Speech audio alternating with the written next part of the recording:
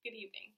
My name is Sierra Brown, and I'm a student at Arizona State University pursuing a degree in public service and public policy with a minor in legal studies.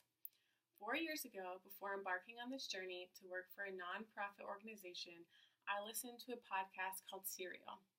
During its first season, Serial had a reporter named Sarah Koenig, who interviewed and researched many people who were associated with a man named Adnan Syed.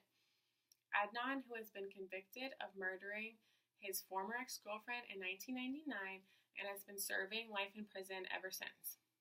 In the next few months, Adnan will be receiving a retrial for what many believe to be a mistake in his sentencing. It was upon becoming completely devoted to his case and many others following it that I realized my passion for the truth and for those who've been wrongly convicted. The Innocence Project is a non-for-profit organization that is very near and dear to my heart. They are located in many major cities across the United States, and they work towards exonerating the wrongly convicted through DNA testing and reforming the criminal justice system to prevent future injustices. The project founders, Peter Neufeld and Barry Scheck at Cardozo School of Law, discovered the need for a nonprofit organization like this and established the Innocence Project in 1992. They celebrated in 2017 their 25th anniversary, making 2018 their 26th year exonerating people who have been wrongly convicted. Neufeld and Scheck, who were at the time both public defenders for the Bronx Legal Aid Society, started the Innocence Project with a simple idea in mind. If DNA technology could prove people guilty of a crime, it could also prove that those people were innocent of the same crime and that they've been wrongly convicted. In a quote from Neufeld, he says, "It's about freeing as many innocent people as possible, addressing systemic issues, and giving back life and liberty as the goal for the Innocence Project and their main mission."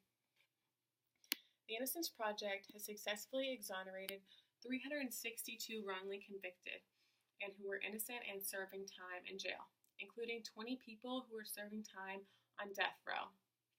They ensured that all 50 states had access to post-conviction DNA testing, and 25 states, and hopefully this will be a higher number, they all record their interrogations in every interaction that police have with suspects.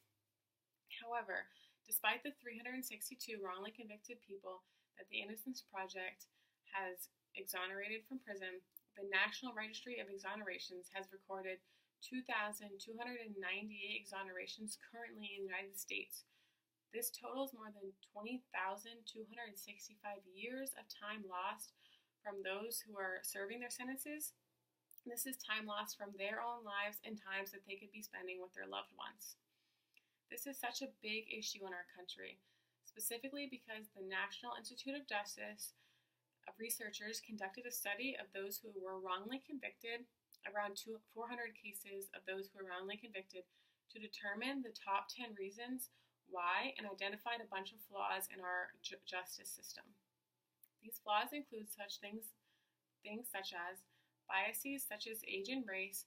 Those who are younger are more likely to be wrongly convicted of those who are older, and also race, such as being an African American means you are a higher chance of being wrongly convicted than those of other races.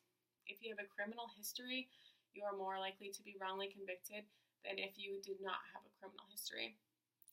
There were cases of prosecutors withholding evidence, lying by eyewitnesses, misinterpreting forensic evidence at trial by those who are testifying, a punitive state culture, a culture that is more likely to punish than try to find those innocent, and a lack of training by law enforcement, including all of their policies, training, supervision, and assessments.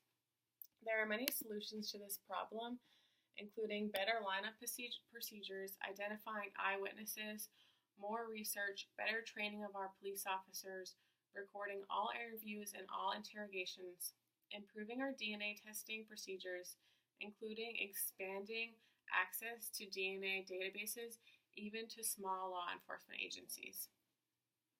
Changing our culture and our biases openness to re-examine closed cases when new information surfaces, and eliminating the death penalty. This isn't just something that happens to people, just happens to people with a criminal history. This could happen to anybody. There was a man named Alfred Dwayne Brown who was currently 33 years old. He was 21 years old at the time that he was convicted for murdering a Houston police officer and a store clerk during a robbery. He was sentenced to death in 2005. After 12 years of being imprisoned, his conviction was overturned by the Texas Court of Appeals when they discovered that prosecutors withheld a phone record that supported Brown's alibi. So he was actually somewhere else when they believed him to be committing this robbery. According to the 2012 Department of Justice survey, America now houses roughly the same amount of people with criminal background and criminal history than those who have a 4-year degree. Nearly half of all African American males and almost 40% of white males are arrested before the age of 23. This is a huge amount of people. If it does not happen to you, it is very likely to happen to someone you know or someone you love. So this isn't something that happens, is a far-fetched thing that doesn't ever happen to anybody. 4 years ago, I was just a regular person like you who had never had an interaction with law enforcement and never thought about the people in prison today who are wrongly convicted.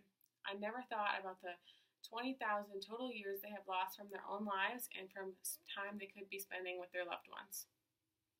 After hearing from them, hearing their stories, and seeing the facts, I will never forget about them again, or their lost time. You or someone you know and love could someday be wrongly convicted, and you would want volunteers like people at the Innocence Project having your back and believing you and fighting for you. There are over 70 Innocence Project locations across the United States. Please help by donating or volunteering at your local Innocence Project location.